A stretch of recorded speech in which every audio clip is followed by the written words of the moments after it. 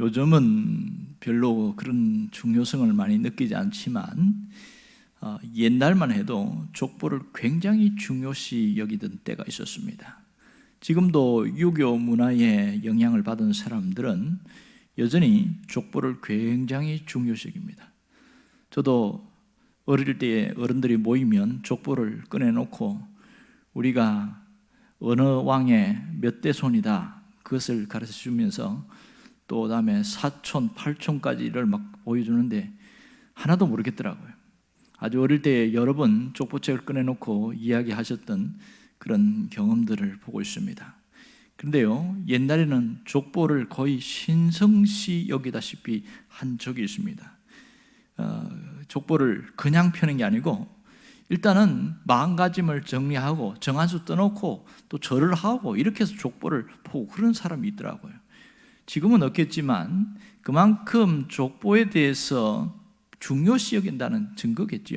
왜 중요하시게 여길까요? 그것은 족보가 갖다 주는 의미 때문에 그렇습니다. 이 족보는 그 한 집안의 뿌리가 어떻게 시작되었으며 또 어떻게 뻗어갔는가 그것을 자세하게 보여주는 게 족보입니다. 그래서 지금도 족보를 중요시 여기는 사람들은 그것을 굉장히 귀하게 여기고 있습니다.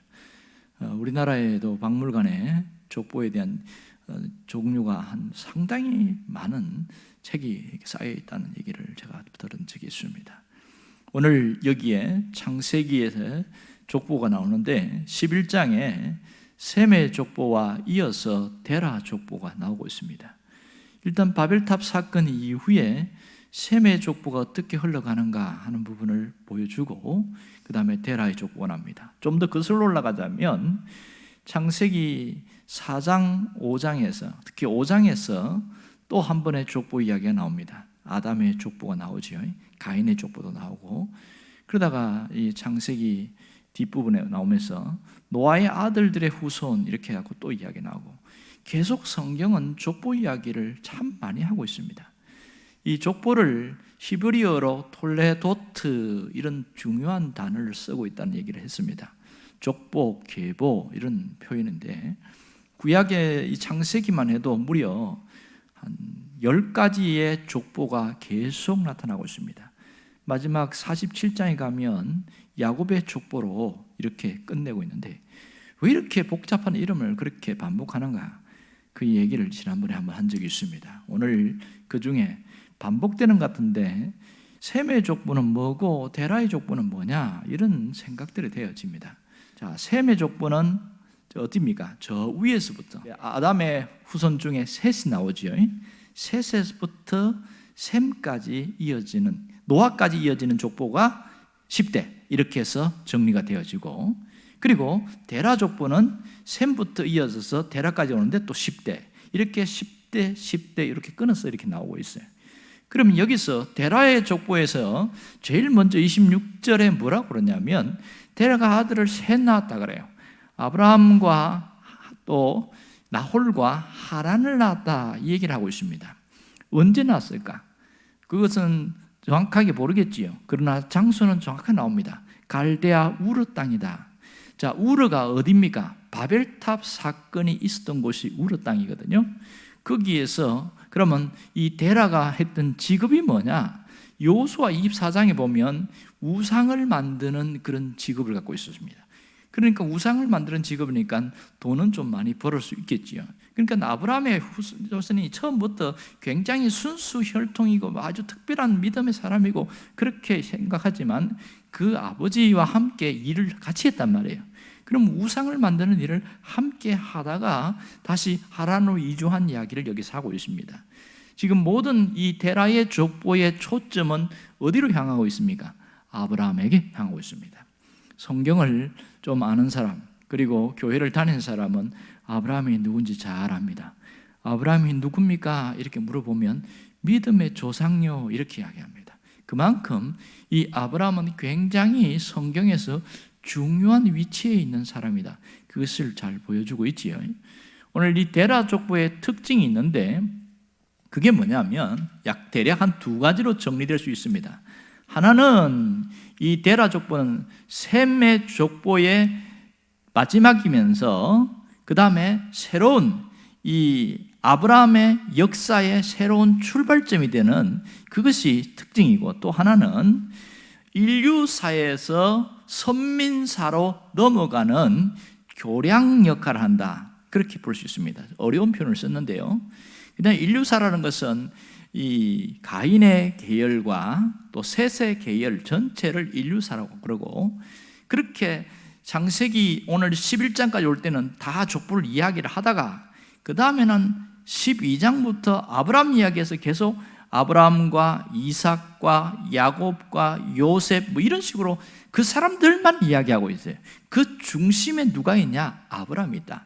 이 사람 4명의 족장들을 뭐라고 하냐면 선민이라고 그래요. 그리고 선민들의 역사 이야기를 선민사 이렇게 표현합니다. 말은 풀면은 쉽습니다. 그러니까 인류사에서 선민사로 이어지는 교량 역할을 하더라, 뭐 그런 정도로 특징을 볼 수 있는데요. 자, 이 아브라함은 말씀드린 것처럼 이 창세기에도 굉장히 중요한 인물일 뿐 아니라 성경 전체에도 굉장히 중요하게 여기고 있습니다. 자, 창세기에서 우리 신약으로 훌쩍 뛰어나가면 믿음의 장이라고 하는 히브리서 11장에 보면 믿음의 사람들 딱 나올 때 중심에 아브라함이 빠지면 이게 말이 안 되거든요. 근데 그렇게 중요한 역사에 있고요. 결국은 왜 이 데라의 족보에 아브라함을 강조하고 있느냐? 그것은 성경 역사의 대전환점을 이루는 중요한 의미를 주고 있기 때문에 그렇습니다. 성경 역사가 새롭게 이제 흘러가는데 12장부터 뚝 끊어지잖아요. 그러니까 시대로 봐도 지금 1장부터 11장까지를 창조시대 이렇게 이야기합니다. 그리고 12장부터 50장까지를 족장시대 이렇게 이야기해요. 그러니까 그 분기점에 어디 있습니까? 바로 오늘 족보가 나와 있어요. 그래서 굉장히 대전환점을 이루는 중요한 자리에 있다, 그렇게 볼 수가 있습니다. 특별히 여기에서 하나님이 보이지 않아요. 그렇죠? 그러나 하나님은 항상 역사의 무대 뒤에 계시지요. 지금 하나님이 뭐하고 계십니까? 데라의 족보를 드러내면서 하나님께서 구원 계획을 어떻게 이루어 가시는가, 그것을 슬그머니 보여주고 있습니다. 자, 보세요. 하나님이 처음 구원 계획을 세운 것은 에덴 동산이었습니다.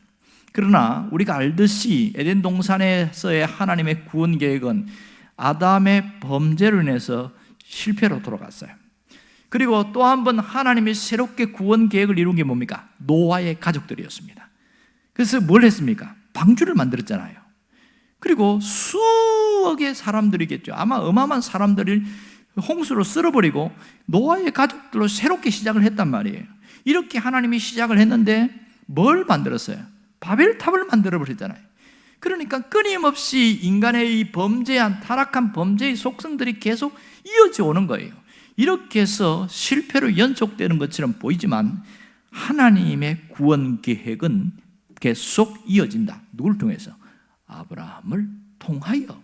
그래서 데라의 족보가 굉장히 중요한 지점에 있는 거지요. 이 아브라함을 통해서 그 일을 하나님이 하신다는 거예요. 그래서 12장 딱 제일 먼저 올라가면 뭐가 나옵니까? 하나님이 아브라함 불러가지고 내가 너로 크게 민족을 이루고 복의 중심이 되게 하겠다, 뭐 그런 얘기를 하고 있잖아요. 그리고 막 후손을 이렇게 뭐 하늘의 별과 같이 또 바다의 모래 같이 뭐 이렇게 주겠다, 이러면서 거대 원대한 계획을 이루어 나가는 그런 일들을 우리가 보고 있습니다. 자, 오늘 이 아브라함 이야기를 끄집어내는 것은 뭐냐면 이런 얘기예요. 인간은 실패도 하나님은 실패하지 않는다는 겁니다.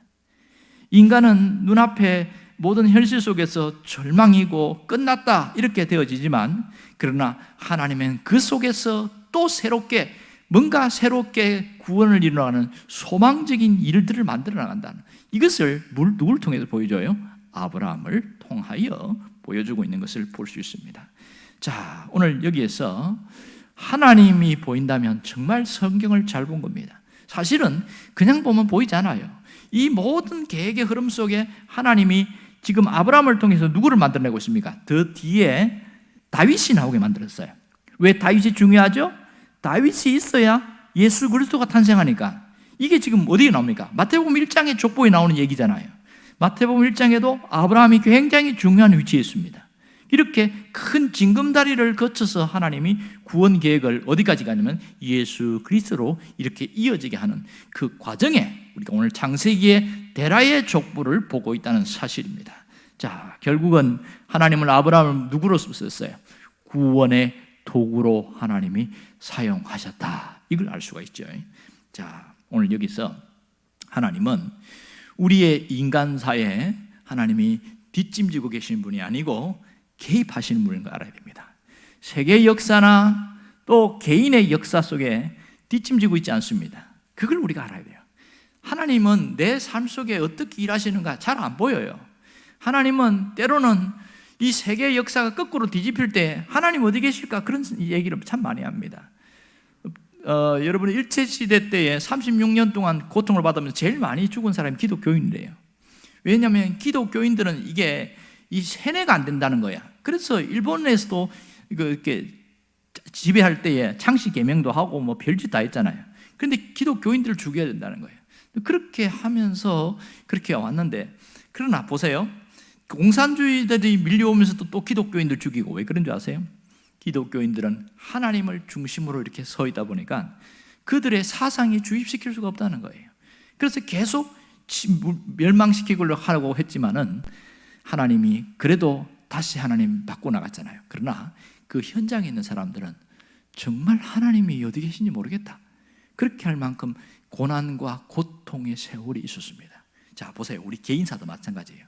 우리가 살아가는 상황 속에서 전체로 보면 하나님이 하셨다는 게 알아요. 그러나 우리가 한 사건 한 사건 들어갈 때마다 이렇게 수렁으로 빠지고 어려움에 빠질 때마다 하나님이 왜 나에게 이렇게 내버려 두실까? 그런 회의감이 들 때가 참 많단 말입니다. 이럴 때에 뭐가 중요하냐면 하나님이 어떤 분인지를 아는 분명한 믿음 가운데 있어야 그 가운데서도 하나님을 놓치지 않게 되어집니다. 오늘 그걸 봐야 돼요. 큰 역사의 물줄기 속에 하나님은 우리를 버리지 않고 개입하고 계신다. 그걸 먼저 알아야 됩니다. 그러면서 하나님의 뜻을 반드시 이루어갑니다. 누구를 통해서 하나님의 뜻을 이루어가세요? 하나님의 뜻대로 뭔가를 하려고 하는 그 사람을 통하여 하나님 일하십니다. 그 중에 오늘 우리는 누구를 보고 있어요? 아브라함을 보고 있잖아요. 아브라함을 통하여 원대한 하나님의 뜻을 이루어가려고 합니다. 전적인 하나님의 은혜겠지요.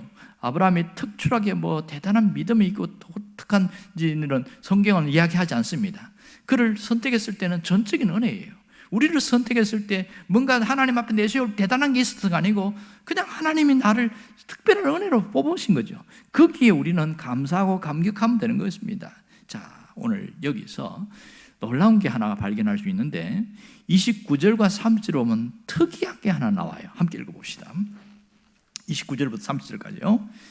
아브라함과 나홀이 장가들었으니 아브라함의 아내의 이름은 사레며 나홀의 아내의 이름은 밀가니 하란의 딸이요 하란은 밀가의 아버지며 또 이스가의 아버지였더라. 사레는 임신하지 못하므로 자식이 없었더라. 자, 여기 뭐가 보입니까? 자식이 없었더라. 자, 분명히 아브라함 이야기에서 지금 어디로 지금 초점이 흘러가고 있어요? 사레 이야기로 가고 있단 말이에요. 그런데 사레 이야기하면서 자식이 없었더라. 세상에 족보 이야기를 하면서 자식이 없었다는 얘기를 밝히는 이유가 뭐냐는 거예요. 사실 이게 대치되는 상황이에요. 말이 안 맞아요. 족보 이야기하면 후손, 자손이 그 누가 누구를 낳고 누가 누구를 낳고 계속 이렇게 이어지는 게 족보 이야기인데 갑자기 데라의 족보와 갖고는 이 사례가 자식이 없었더라 이렇게 나와요. 그러니까 임신하지 못하는 여인 이렇게 나오는 겁니다. 생물학적으로 잉태하지 못하는 그런 이 불가항력적인 그 상황을 툭 드러내고 있어요. 지금 뭘 보여주고 있지요? 아브라함의 족보 이야기 속에서 하나님이 지금 뭘 이야기해요? 절대 절망의 자리에도 하나님은 희망의 꽃을 피운다는 얘기를 뒤에 이야기하려고 암시를 하고 있는 거예요. 오늘 이것을 잘 보면 정말 좋겠습니다. 희망이 끊긴 곳에서도 하나님의 역사는 계속된다는 사실이에요. 자식이 없었더라. 그러나 뒤에 가면 그러나 자식을 낳았더라. 끝. 이게 하나님의 역사 아니겠어요? 우리는 지금 창세기 11장에서 자식이 없으니까 얼마나 힘들겠나. 그럼 우리의 현실로 와봅시다. 내가 지금 삶이 힘들고 막 사람 때문에 힘들고 여러 가지 공부할 때 왜 이렇게 나는 이렇게 힘들게 살까? 그러나 이 속에서 하나님에 대한 분명한 믿음을 가지고 끝까지 갔더니 그러나 이것은 해결되었더라. 나중에는 이렇게 해결된단 말이에요.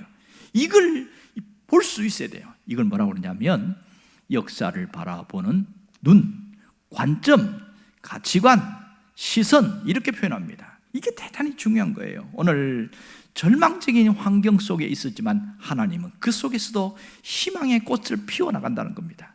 이런 비슷한 얘기가 또 나오지요. 어디에 나옵니까? 누가복음 1장에 보면 수태고지가 나오잖아요. 수태고지라는 것은 천사가 와서 미리, 그러니까 하나님이 천사를 통해서 자식을 낳게 될 것을 예언해 주는 것을 수태고지라고 그러는데 두 사람이 나오죠. 하나는 엘리사벳에게 와서 수태고지랍니다. 그래서 세례 요한이 태어나고 또 하나는 마리아에게 와서 수태고지 얘기를 해줍니다. 그리고 나서 예수님이 태어나잖아요. 이 절망적인 상황 속에서 불가능의 현실 속에서도 하나님이 역사하신다는 걸 보여주고 있습니다. 우리도 마찬가지겠지요. 우리가 이 족보를 보면서 나를 볼 수 있어야 돼요. 내가 아무리 힘들고 절망적인 상황이 있어도 하나님은 여전히 역사하신다. 이걸 볼 수 있어야 됩니다. 그렇다면 오늘 우리가 무엇이 필요할까? 내가 이런 지금 현실 속에서 무엇이 필요할까? 관점이 어디에 있어야 되느냐? 이것이 중요합니다. 관점이라는 것은 보는 눈을 말하는데요. 자, 현재의 관점으로 보지 말고 미래의 관점으로 볼 수 있으면 좋겠습니다. 지금 이 모습만 보고 그렇게 낙담할 것이 아니라 앞으로 3년 후, 5년 후에 어떻게 하나님이 이끌어갈까? 그것을 생각하면서 지금을 바라보면 좋겠어요. 이게 관점이고요. 또 하나는 나의 관점에서 현실을 보고 사건을 보고 그렇게 있지 말고 하나님의 관점에서 현실을 보고 사건을 보라는 겁니다. 이게 대단히 중요한 것이죠. 하나님의 관점에서 보면 또 다르게 보입니다. 좀 더 깊이 이야기하면 내가 이 문제를 어떻게 볼 것인가, 이것보다 더 중요한 것은 하나님이 이 문제를 어떻게 보실까, 이게 더 중요한 거예요. 자, 똑같은 얘기가 되겠죠. 나의 관점으로 보지 말고 하나님의 관점으로 보라. 이 말은 지금 내 상황에서 이 문제가 있고 어려운 일도 있고 현실 속에서 여기에 어떻게 볼 것인가, 내가 보는 게 중요한 게 아니라 하나님이 어떻게 보실까. 내가 지금 믿음으로 서 있고 믿음으로 살아가려고 하고 있고 그러다가 어려움을 당했어요. 그러다가 사람으로부터 또 이렇게 오해도 받아요. 그렇지만은 거기서 자꾸 나의 관점으로 보면 속상하고 자꾸만 쭈그러들어요. 자꾸 주저앉아 버려요. 그러나 하나님의 관점으로 보고 하나님이 이걸 어떻게 보실까, 그렇게 생각하면 내가 일어날 수 있는 겁니다. 이게 대단히 중요한 거예요. 오늘 족보를 통해서 바라볼 것은 관점입니다. 하나님은 큰 세계 역사도 이렇게 끌고 가시지만 하나님은 개개인의 개인 역사 속에서도 개입하신다는 사실입니다. 그걸 누굴 통해서 보여줘요? 아브라함을 통하여 보여주고 있습니다. 오늘 사례 이야기나 아브라함 이야기를 잘 기억하시길 바라요. 아무리 불절망적이고 불가능한 현실 상황이라 할지라도 하나님은 개입하신다. 하나님이 개입하시면 문제는 해결되더라. 그러므로 내가 필요한 게 뭐예요? 내가 어느 관점으로 볼 것인가, 시선을 돌리는 게 중요합니다. 이게 진짜 믿음을 가진 사람입니다. 여러분이 이 믿음으로 회복되기를 주의 이름으로 축원합니다. 기도하겠습니다.